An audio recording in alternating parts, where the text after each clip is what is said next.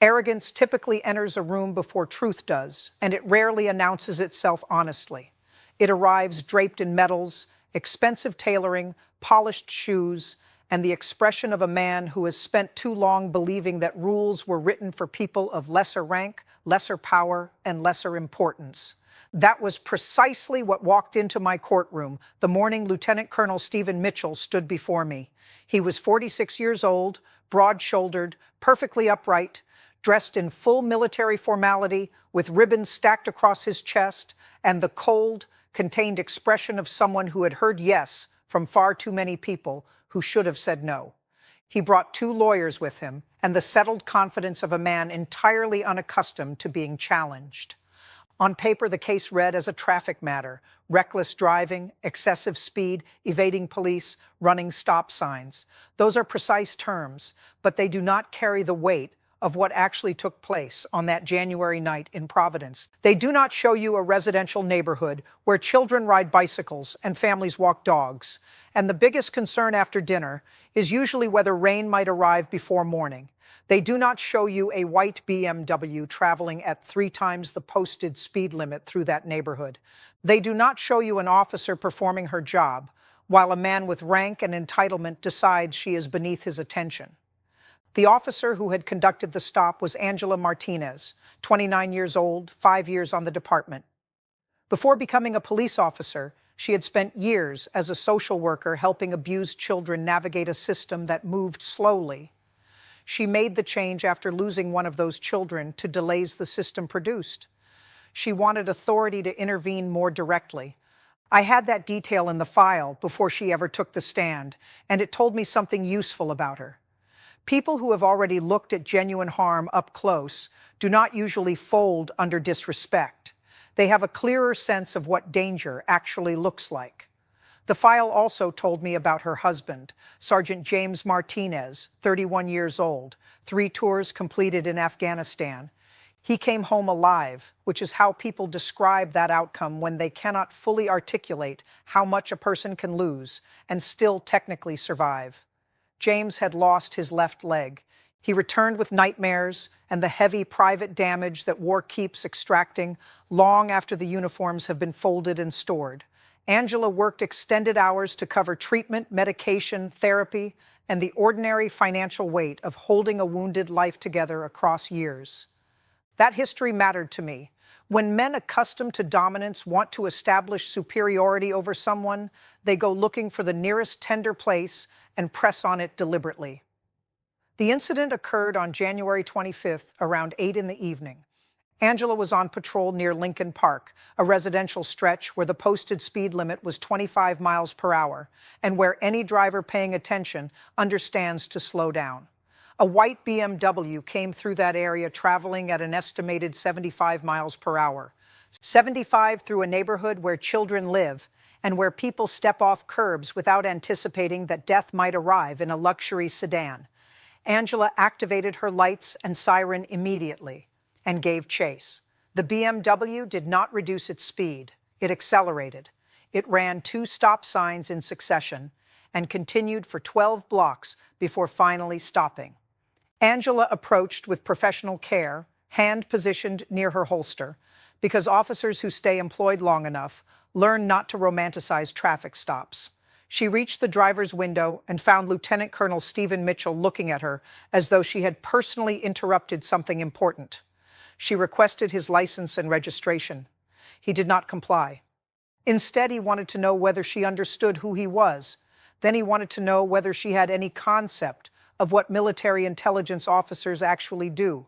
Then he informed her that she was consuming time too valuable to belong to someone in her position. Angela maintained her professional posture. That matters enormously, because skilled officers do not give arrogance something to reflect off of. They repeat the request. They hold the line steady. Mitchell eventually produced his military identification, positioned it near her face, and pointed to his rank. Lieutenant Colonel. He wanted the title to conduct the conversation for him. He explained, according to Angela's report, and later confirmed by the dash camera recording, that his rank placed him among people of consequence, that he commanded personnel, that he held top-secret clearance, that his work carried national security implications. Then he said something considerably uglier. He looked at Angela's wedding ring, asked whether her husband served in the military, and when she confirmed that he did, Mitchell asked for his rank. She answered, "Sergeant." Mitchell laughed. He told her that sergeants take orders from officers like him. He suggested she might benefit from learning a similar lesson. "Know your place," he said. "Respect your superiors." There are many forms of cruelty documented in courtroom records.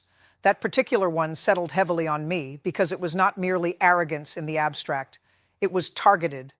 He had identified the most vulnerable point available to him and applied pressure to it deliberately, because he could and because he believed nothing would stop him. Angela wrote the ticket regardless.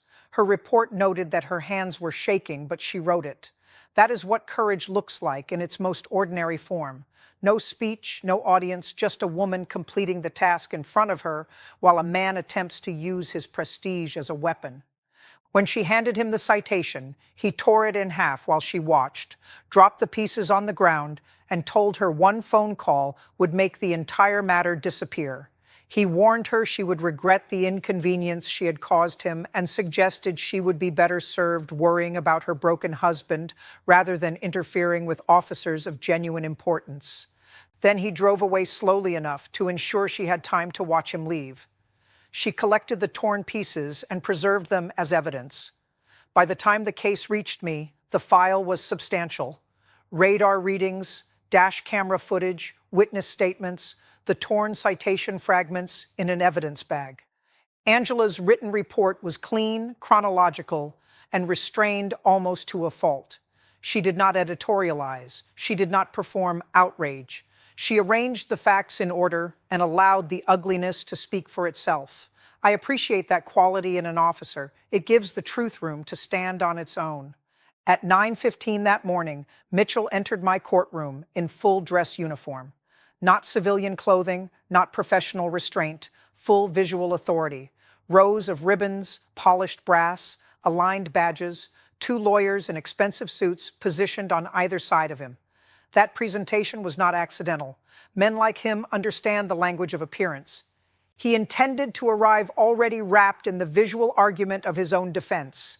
Angela sat quietly in the back of the room, her uniform pressed, her face carrying the specific exhaustion that belongs to people working too hard for too long because they have no option not to. I called the case. The lawyers rose together. Mitchell stood between them with his chin slightly elevated and nothing resembling humility in his expression.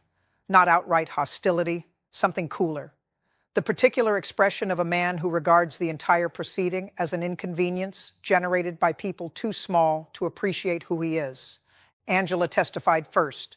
She described the speed, the chase, the stop signs, the stop itself, the comments about James, the ticket, the tear, the threat. Her voice remained controlled throughout. But when she repeated what Mitchell had said about her husband, I could hear the pain beneath the professionalism. A courtroom hears that kind of pain, even when it is not spoken directly. Then came the defense. The first lawyer challenged the radar reading, suggested speed measurement error, claimed the chase had extended because Mitchell was searching for a safe location to pull over, and implied the area where Angela had first activated her lights was poorly lit for a secure encounter. Defense attorneys are entitled to explore every available corner of reasonable doubt, and I gave this one full room to work. The second lawyer moved to character. 22 years of service, multiple deployments, work of national sensitivity and importance. He implied initially with some delicacy and then with growing directness that officers of Mitchell's standing sometimes operate under pressures that conventional traffic law cannot fully account for. He also characterized the remarks made to Angela as having been misunderstood, suggesting Mitchell had simply been describing military hierarchy rather than insulting her or her husband. I stopped him with a single question. Did your client tear the citation in half and drop it on the ground? He hesitated. He turned toward Mitchell. Something was communicated quietly between them. Then the lawyer acknowledged it. Yes, he said. But emotions were elevated. Emotions. That word has been used to cover an extraordinary variety of sins in my courtroom over the decades. I directed the clerk to play the dash camera footage. The courtroom watched Mitchell's BMW move through a neighborhood at a speed no reasonable person chooses unless they have stopped believing that other people genuinely exist. We watched him blow through the stop signs without reducing speed. We heard the exchange at the driver's window. His own recorded voice performed a significant portion of the prosecution's work after that. The contempt, the condescension, the remarks about Sergeant Martinez, the statement about one phone call making the citation disappear, the sound of paper being torn. When the footage ended, the room had gone completely silent. Even his lawyers looked uncomfortable, because there is no sufficiently polished argument that can fully rescue a man from his own recorded contempt. Mitchell himself did not appear uncomfortable. I asked whether he wished to speak. He stood immediately with the eagerness of a man who believed his words would restore the natural order of things. He told me he was a military intelligence officer operating under top-secret clearance and engaged with matters I could not imagine. He said he had been returning from an urgent meeting with national security implications. He said he had made a calculated decision to exceed the speed limit because his work carried more importance than local traffic laws. That was the phrase he chose. More important than local traffic laws. He then explained that Officer Martinez was a patrol officer who wrote citations and directed traffic and therefore lacked the capacity to appreciate the nature of his responsibilities. As for his comments regarding her husband, he said he had stated simple organizational facts. Officers outrank sergeants. That is military structure. If she found that statement offensive, he offered, she was likely too sensitive for police work. Then he looked directly at me and said this court was consuming his time with trivial matters when he had real work requiring his attention. I allowed the silence to remain before responding. A silence used well in a courtroom allows the room to absorb what has just been offered to it. What had been offered in this instance was a complete moral self-portrait. He had not merely claimed an exception for necessity. He believed that necessity was a category only he possessed the right to define. So I answered him with care. I told him his 22 years of service were real. His responsibilities were real, and I had no interest in diminishing military service to correct personal arrogance. But then I told him what was more important in that room than his accomplishments. None of them granted him permission to endanger innocent people. None authorized him to insult a police officer executing her duty. And nothing justified the cruelty he had directed at Officer Martinez and her husband. Then I read his conduct back to him precisely as the record showed it. He drove 75 miles per hour through a neighborhood where children live. He nearly struck a teenager on a bicycle. He ran 2 stop signs. He led police on a 12-block chase. He did all of this because he had privately decided his schedule was worth more than public safety. Then, when stopped professionally, he insulted the officer, insulted her wounded husband, destroyed the citation, and stated directly that the law did not apply to him. That was the actual case, stripped of all ribbons and careful language. Then I told him something further. He had said that Officer Martinez did not understand pressure. Let me tell you about pressure, I said. Pressure is a young police officer working extended shifts while caring for a husband who lost his leg in a war and still wakes up fighting enemies who are no longer in the room. Pressure is carrying that private weight into public service day after day without permitting it to make you cruel.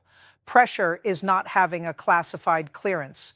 Pressure is keeping a life intact when the country you served does not automatically reconstruct it for you when you return. Then I asked him what he had contributed that was comparable to what Sergeant Martinez had given. That was the first moment his expression shifted. Then the door at the back of the courtroom opened. A woman entered, carrying a photograph. Middle-aged, plain in her dress, determined in her face. She apologized for the interruption and asked to be heard. That is not standard procedure, but the quality of urgency in her voice told me this was not theater. Her name was Patricia Coleman, and she lived on Maple Street, the very street Mitchell had driven through that night. She told me she had been outside walking her dog when she saw his car come through the neighborhood. It had missed her neighbor's 14-year-old son, Kevin, by approximately 3 feet as he was riding his bicycle. Kevin had fallen trying to avoid the car. He scraped his hands and knees badly, but could easily have been killed. She held up the photograph of the boy and then placed it on my desk. Kevin, she told the court, still experienced nightmares and remained afraid to ride his bicycle. His mother cried regularly, thinking about how close they had come to losing him. That testimony did not create the case. It clarified it. Mitchell looked away from the photograph. I asked him whether he had known he nearly struck a child that evening. He said quietly that he had not seen anyone. I raised my voice for the first and only time that morning. That, I told him, was exactly the point. He had not seen anyone because he was traveling at 75 miles per hour through a residential neighborhood. That is precisely why speed limits exist. That is why his conduct was criminal and not merely impolite. Then I ruled Lieutenant Colonel Stephen Mitchell was guilty of reckless driving, excessive speed, evading police, running stop signs, and destruction of a citation. Total fines of $2,000. License suspended for 18 months. 200 hours of community service at Providence Children's Hospital, where he would spend time in proximity to young patients whose lives had been permanently altered by the decisions of reckless drivers. He would compose formal written apologies to Officer Martinez, Sergeant James Martinez, Patricia Coleman, and Kevin. He would complete a structured program on accountability, humility, and public responsibility.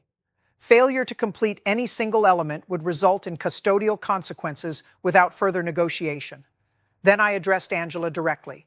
I told her she had performed her duty with professionalism and genuine courage, and that her husband should be proud of the person she had become. Angela cried quietly at the council table. Those were not the tears of someone who had been defeated. They were the tears of someone who had finally heard the full truth spoken aloud in a room where it could not be dismissed. What stayed with me most after that hearing was not Mitchell's arrogance on its own. I have observed arrogance throughout my career, and any judge who claims otherwise has not sat long enough. What stayed with me was how unremarkable the situation appeared until the facts were placed in sequence. A neighborhood, a bicycle, a patrol car, a woman performing her duty, a man in a self-declared hurry. That is how most tragedies actually arrive. Not announced by dramatic warning, but dressed in the quiet belief that one exception is justified, that 1 minute matters more than everyone else's safety, that one person has earned the right to decide where ordinary caution may be suspended. The law exists because without it, human beings are remarkably skilled at granting themselves exceptions. I also thought at length about Patricia Coleman. She had every reasonable justification for remaining at home that morning. Courts are formal, exhausting, and intimidating, yet she came carrying a photograph because she understood that systems sometimes need a human face to make an abstract danger concrete. The law already had the speed readings, the stop signs, the chase footage, the insult, the torn paper. Patricia brought the human margin into the room, 3 feet. 3 feet separated a bruised boy from a dead one. Statistics do not produce the understanding that a photograph produces. Her presence mattered because she transformed a traffic file into a moral fact the room could no longer soften or minimize. One of Mitchell's lawyers approached me after the hearing had concluded, not to argue further, but to offer context on behalf of his client. He said that Colonel Mitchell had spent years operating under pressures that the civilian world does not fully appreciate. I told him I had no doubt that was true. Then I told him what he needed to hear. Pressure does not excuse contempt. Stress does not authorize cruelty. A life spent doing genuinely important work can still produce a man who mistakes authority for virtue. That is precisely what had happened to his client. The lawyer said nothing further. Some truths arrive too cleanly to generate a useful response. By the end of the 6-month review period, Mitchell no longer entered the courtroom expecting special handling. The posture was still square, but the eyes had changed. He waited his turn. He answered questions directly. He did not mention his clearance. He did not invoke national security. He spoke about the children's hospital and about how rapidly a family can be altered by mettle and speed, and a single poor decision made by someone who believed his schedule outweighed their safety. Then he said something I believed when I heard it. He said he had spent his career assuming that discipline and character were the same thing. He had discovered they were not. That is correct. Plenty of disciplined people are morally stunted. Character is what a person does when their authority is no longer of any use. James Martinez himself surprised me. He asked Angela to drive him to one of the compliance hearings, despite the pain that walking still cost him. He sat in the back with his cane and his prosthetic leg, watching Mitchell with the flat, clear gaze of a man who has long since lost interest in ceremony. After that hearing, he said only one thing to me. Thank you for not permitting him to use the uniform that way. I have received many expressions of gratitude over the years. That particular one I will keep. Kevin wrote eventually, not to me initially. His school counselor forwarded a note explaining that he had resumed riding his bicycle, but only after weeks of his mother walking alongside him. That detail stayed with me. Recovery often takes that precise form, not triumph, accompaniment. Someone present beside you while your fear slowly relearns the street. Kevin later included a paragraph in a school assignment about people he admired. He did not write about athletes or entertainment figures. He wrote about Officer Martinez. In his own words, she stopped the car even though the driver thought she would be too scared of him to do it. That is not small praise. Children recognize courage with clarity because they know instinctively how rare it is for adults to position themselves between danger and vulnerability without first negotiating the terms. I also thought repeatedly about the phrase Mitchell had used during his courtroom testimony. His work was more important than local traffic laws. That sentence is not simply arrogant. It is revealing in a way that extends beyond a single defendant. Too many people in consequential positions begin to believe that urgency sanctifies them. The body struck by the car does not evaluate the importance of the person driving it. A child on a bicycle does not calculate the significance of whatever is accelerating toward him. He is only trying not to die. That is why the law must be direct where vanity is elaborate. There is no resume that outweighs a neighborhood. There is no decorated career that permits contempt for the people that career was presumably designed to protect. There is one additional detail from that hearing that I have returned to often. After everyone had departed, I looked once more at the torn citation preserved in the evidence bag. 2 ragged halves. It occurred to me that the gesture had communicated everything about the man before he said a single word inside my courtroom. Tearing that paper was not an expression of anger at a fine. It was a performance. It was him saying to Angela, and through her to the law itself, "You are not real enough to have any binding authority over me." He was wrong about that. But that kind of gesture is the sort of thing a judge should remember, because contempt for small rules is almost always rehearsal for larger harm. When I think back on that morning now, I do not recall it as dramatic, though I expect others present might. I remember it as clarifying. One officer, one defendant, one neighborhood, one near tragedy, one judge doing what judges are required to do when titles and facts collide directly. Strip away the title, hold the fact steady, let the record speak. That is why traffic court is never trivial, not if you are genuinely paying attention. Every speeding case contains a philosophy about time, risk, and who believes the rules apply to them. Every stop sign violation contains a sentence someone said silently to themselves in the moment. I can go now. I decide. I know better. And sometimes, if enough carelessness accumulates, those private sentences arrive in court wearing medals and polished shoes and expect to receive something that looks like applause. They do not receive it here, because the truth remains simple regardless of the decoration surrounding it. No rank moves faster than a dead child. No clearance outweighs a neighborhood. No career of decorated service permits contempt for the people that service is supposed to protect. The law is not designed to insult service. It is designed to protect the very people service claims as its purpose. When those two things come into direct conflict, there is no genuine moral puzzle. There is only duty. That is why I still remember the silence that fell over the room when Patricia held up Kevin's photograph. It was the precise moment when every abstraction in the case collapsed into something undeniable. Mitchell was no longer a decorated officer with an urgent schedule. He was a man who had nearly taken a boy from his mother. Angela was no longer a patrol officer with a citation book. She was the only barrier that night between arrogance and catastrophe on a winter street. And I was no longer simply hearing a traffic matter. I was looking at the narrow margin by which some families continue to exist as families. That margin deserves protection. It always has.